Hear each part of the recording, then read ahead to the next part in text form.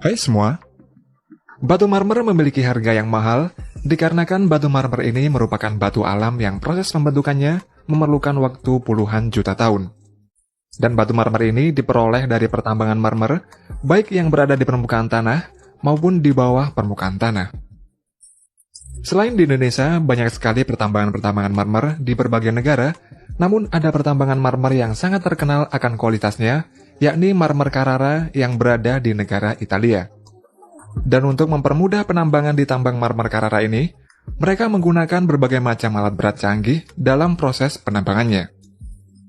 Nah, berikut ini adalah tambang marmer yang terbesar di dunia. Salah satu tambang marmer yang tertua di dunia adalah tambang marmer Carrara di kota Carrara, yang membentang lebih dari 58 km di pegunungan Apuan, Italia Utara. Dan marmer Carrara ini telah menghasilkan marmer selama lebih dari 2000 tahun. Marmer Carrara ini telah digunakan sejak zaman Romawi kuno, dan di kala itu marmer Carrara ini sering dipakai untuk membuat berbagai macam ukiran patung. Salah satu patung yang terkenal dan ikonik yaitu patung David yang dibuat oleh Michelangelo pada periode Renaissance tahun 1501 sampai 1504. Meskipun ada banyak negara-negara yang menjadi produsen dan eksportir marmer seperti Cina, Yunani, Amerika Serikat, India, Spanyol, Brasil, dan Australia, namun Italia ini tetap diakui sebagai sumber dari marmer yang bermutu tinggi dan mewah.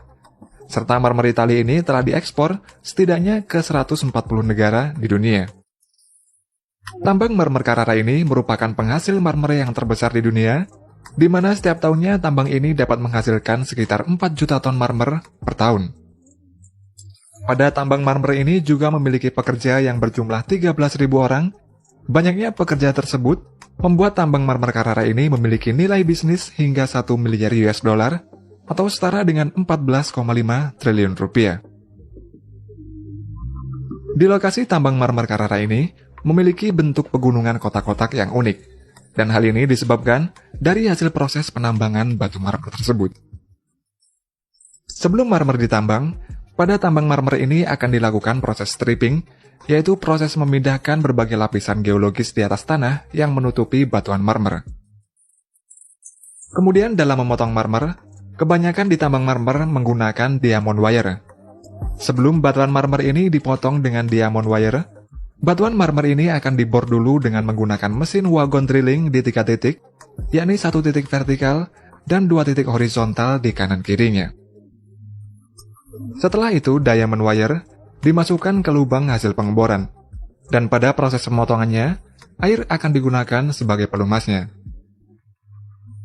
Bebatuan marmer yang sudah dipotong oleh diamond wire tersebut kemudian akan berbentuk balok kotak-kotak yang berukuran besar, dan masing-masing beratnya ini mencapai ratusan ton. Selain menggunakan diamond wire, batuan marmer ini juga dipotong dengan mesin gergaji raksasa yang memiliki panjang gergaji hingga 6 meter. Dengan mata rantai gergajinya dilapisi oleh berlian, serta kecepatan pemotongannya ini 3 cm sampai 8 cm per menitnya. Setelah itu, karena balok marmer yang berbobot ratusan ton ini terlalu berat untuk dibawa, maka balok-balok marmer ini kemudian dipotong-potong lagi menjadi 2 sampai 3 balok marmer yang berukuran lebih kecil, yakni dengan cara melubangi dulu dengan menggunakan pneumatic drill. Selanjutnya, sebuah alat yang bernama hydraulic spreader akan dimasukkan ke dalam lubang pada batuan marmer tersebut, dan hal ini bertujuan untuk membelah batuan marmer sehingga berat masing-masingnya ini hanya puluhan ton saja. Balok-balok marmer yang sudah ditambang ini kemudian diberi label lalu dibawa menggunakan kendaraan berat seperti bulldozer menuju ke tempat penyimpanan sementara. Di tempat itu, marmer kemudian diukur dan dipotong-potong lagi dengan ukuran yang sudah ditentukan, lalu diseleksi berdasarkan bentuk, kualitas, dan warnanya, dan setelah itu diangkut dengan truk ke tempat pabrik pengolahan marmer. Di pabrik pengolahan marmer, balok-balok marmer tersebut diangkat menggunakan kombi lift straddle carrier yang memiliki kapasitas angkut hingga 35 ton menuju ke konveyor. Balok-balok marmer ini kemudian dipotong-potong lagi menggunakan mesin gangsaw, yaitu mesin besar yang dapat memotong blok marmer menjadi beberapa bagian sekaligus. Gergaji pada mesin Gengsau ini memiliki panjang 4 meter dan dilapisi dengan berlian yang dapat memotong balok-balok marmer menjadi slab marmer, yaitu marmer dengan ukuran 1 meter persegi atau lebih dan memiliki tebal beberapa sentimeter. Selanjutnya, slab marmer akan masuk ke dalam proses polishing, yaitu proses untuk menghaluskan permukaan marmer dengan menggunakan slab polisher. Untuk proses yang terakhir yaitu cutting center, di mana slab marmer akan dipotong-potong lagi sesuai ukuran yang telah ditentukan untuk pemasangan lantai atau dinding.